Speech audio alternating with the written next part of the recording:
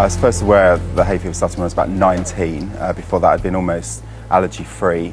As it just developed into getting more and more severe as I got older, so by the time it was 30, I was actually quite a full-on hay fever sufferer.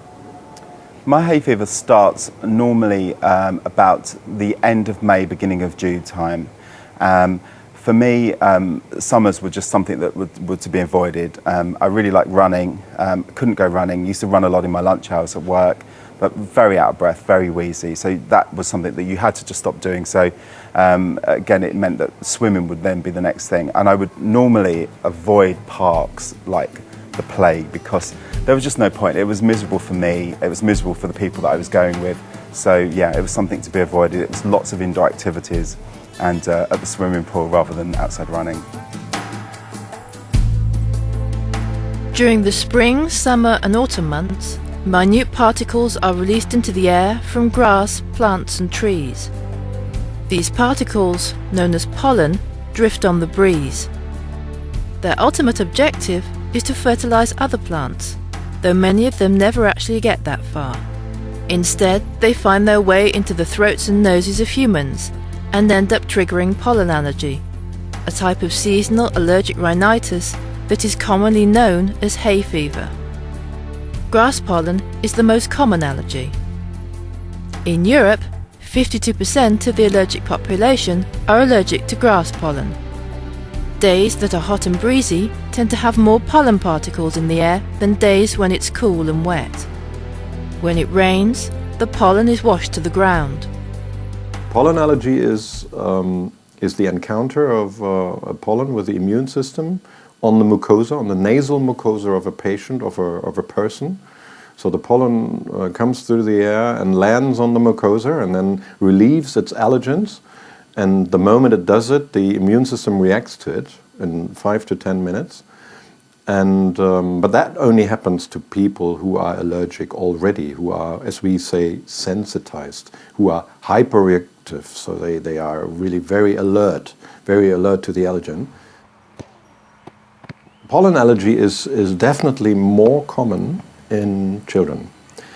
That has to do something with the fact that it starts relatively early, between 4 and 6 years of age, and then the sensitization process, so the moment where the patient gets sensitized, is normally between 1 and 4 years of age, and then for reasons again we don't know, the patient develops the allergic reaction. And then up to 15 years of age, you have, well, sometimes 20 to 25% of the population being allergic. And then it sort of goes down when you are an adult, to about 10 to 15%. There are an estimated 600 million people affected by allergic rhinitis worldwide, with over 9 million sufferers in the UK alone. City dwellers are often affected by the pollen from the plane trees, while those living in the country start sneezing when flowers and meadow grasses start to bloom. Normally, an individual is programmed to be allergic by his or her genetic makeup and is therefore destined to be allergic from birth. Approximately 1 in 4 people who suffer from allergic rhinitis also have asthma. There are many different kinds of asthma. There's one particular kind which is associated with pollen allergy, occurs during the pollen season, and is made very much worse by high levels of pollen. And we tend to talk about that as being pollen allergy. And such sufferers lose their asthma again at the end of the pollen season. Now, other patients with asthma have multiple allergies and they'll have asthma all year round, but again it will be exacerbated by pollen if they are pollen sensitive. The most common medications used to combat hay fever are antihistamines and corticosteroids, administered in the form of tablets, nasal sprays, or eye drops. These are purely symptomatic treatments that do not treat the underlying cause of the allergy. My first experience of hay fever was in the first and second year of my secondary school. I was experiencing really short breathing so it felt like somebody was holding my windpipe, so I was having to take really deep breaths, and it felt as though I wasn't finishing my breath. So I went to the doctors, and instead of him thinking it was asthma, he said it was hay fever, so I was given an asthma pump. I found out it was hay fever in the 4th year, so I was probably about 15 years old, and he just carried on prescribing me with the inhaler and antihistamines as well. The hay fever tablets obviously did help, but I wasn't taking them regularly enough. The inhaler I was only taking if and when it was needed. I was never comfortable sitting on grass. That was always an issue with me, because whenever I sat on the grass I was always really itchy. Cutting the grass as well, doing odd jobs for your parents when you were younger was, I suppose, a benefit, I guess, because I got out of cutting the grass. But later on, especially when I started working in London, my breathing got really bad, and that's when I went to the doctor again and expressed my symptoms and everything, and that's when he prescribed me a inhaler again for my breathing. I was having to rush to get the train, and then once I was in London, I guess it was the pollution, my breathing was uncontrollable, and by the time I'd got to work I was quite out of breath and tired. There are certain times of the day that seem to bring on the worst symptoms for pollen allergy sufferers. First thing in the morning, when the pollens are going up into the air, is one such time, while another is in the evening, when the air cools down and the pollen descends. There had been times when I'd had to come home from the office, especially when I didn't work in an air-conditioned building. Air conditioning is the saviour, I think, for all hay fever sufferers. And I just felt the whole summer for me, it was almost like I was tranquilised. I get the fever side of the whole sort of situation, so I have felt like I had the flu for most of the summer months. It makes me very, very sluggish, and just generally I'm sort of like a tranquilised person. I'm not kind of bouncing around like I normally am. So yeah, so it definitely makes a difference, and my work suffered as well. One of the incidents that I can remember most suffering from my hay fever is going to a concert at Hampton Court Palace. It was in an early evening, and when we arrived, they'd mown one of the fields to make the car park. Unfortunately, this actually set off my hay fever almost immediately. So as soon as we got there, I started to get very, very hot, almost like flu-like symptoms. And my eyes started to become very, very slitty, very itchy mouth, very itchy nose. So persevered for a little bit, went in to actually start the concert, but I had to leave before it started because it was just too bad, and my breathing was so shallow that I just had to get out of the way and get back home. I'm really runny nose, itchy eyes, sneezing constantly around cats. Okay. The best way to control any allergy is to avoid the substance that provokes the allergic reaction. It is therefore vitally important to find out which allergens are causing the symptoms. First, if you're looking for what someone is allergic to, the very important thing is to take a history from them, finding out what their symptoms are, when they occur, what makes them better. For example, does going on holiday make them better or worse, or do they stay the same? Whether they occur at work or at school, or whether they're worse in the home, perhaps when they're doing the housework. And that gives the doctor an idea about the sort of allergens that are possible. And then tests can be done looking for that allergic response. They can either be skin prick tests, in which a tiny drop of solution is placed on the skin, and that should always be done with a positive and a negative control. Or they can be blood tests, looking for the allergy antibody, IgE. Those tests in isolation can give the wrong results, because false positives and false negatives are possible. So the history is vitally important.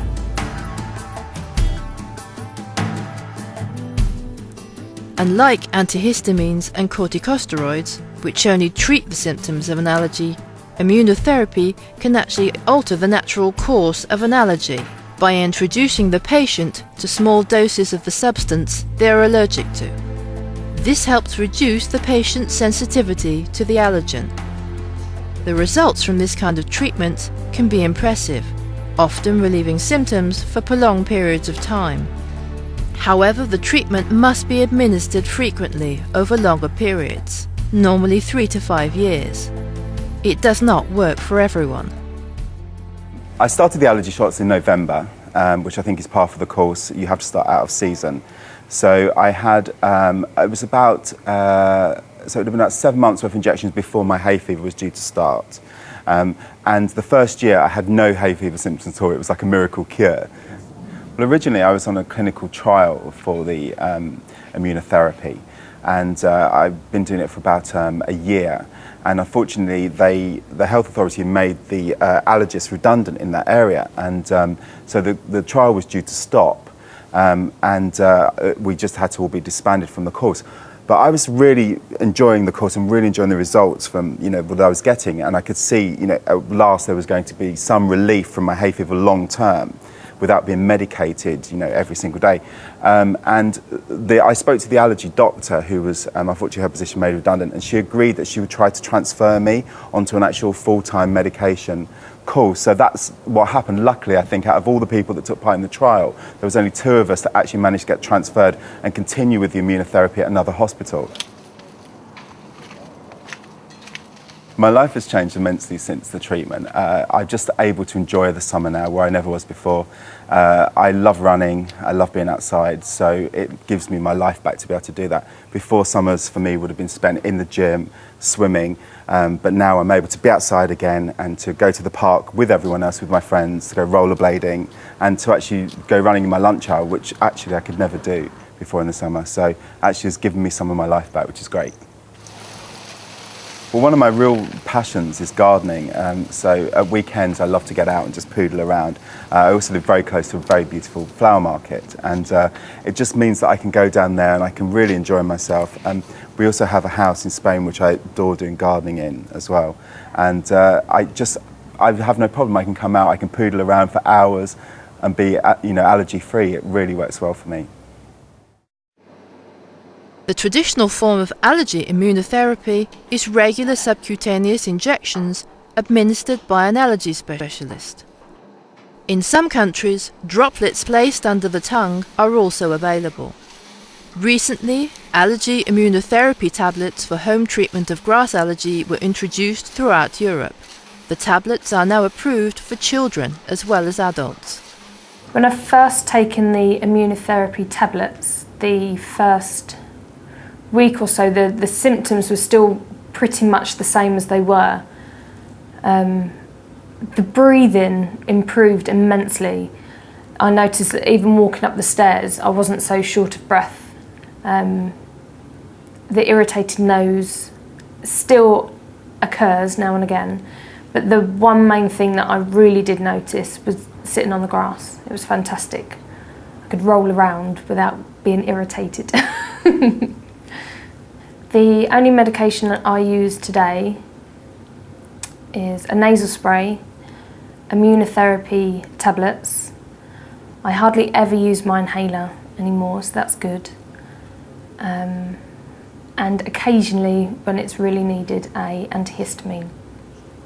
I can use the stairs a lot more than what I did before, without being afraid that by the time I'd got to the top of the 4th floor that I wasn't out of breath or anything like that. So that's fantastic. Also, I've noticed going around friends' houses and having barbecues and things like that. So my social life has improved because I wasn't able to sit outside in the sun for too long.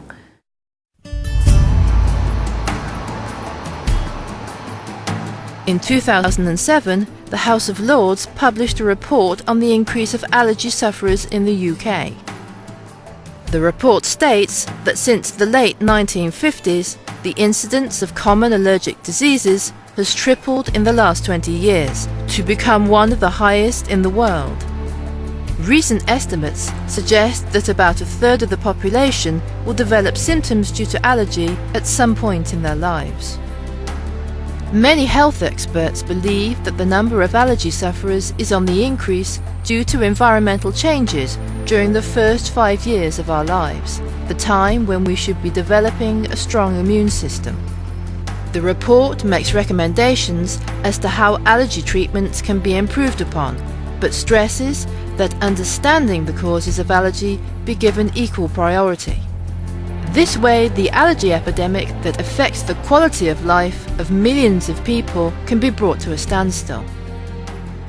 Allergen avoidance can be remarkably effective if you're somewhere with a short pollen season and you can leave there for those few weeks each year. Then you don't need any other kind of treatment. But other than that, medical treatment is effective, and that includes immunotherapy. And for many patients, simple drug therapy will be enough. For a small proportion who are very severely affected and drug therapy is not sufficiently helpful, then immunotherapy can prove helpful. Now, there have been other claims for things like homeotherapy, acupuncture, herbal medicines, and some of these have papers in support of them, but there are other papers which have been negative. And I think for my own part, I would prefer to take allopathic therapy, which does seem to have a pretty good effect. Surgery has no place.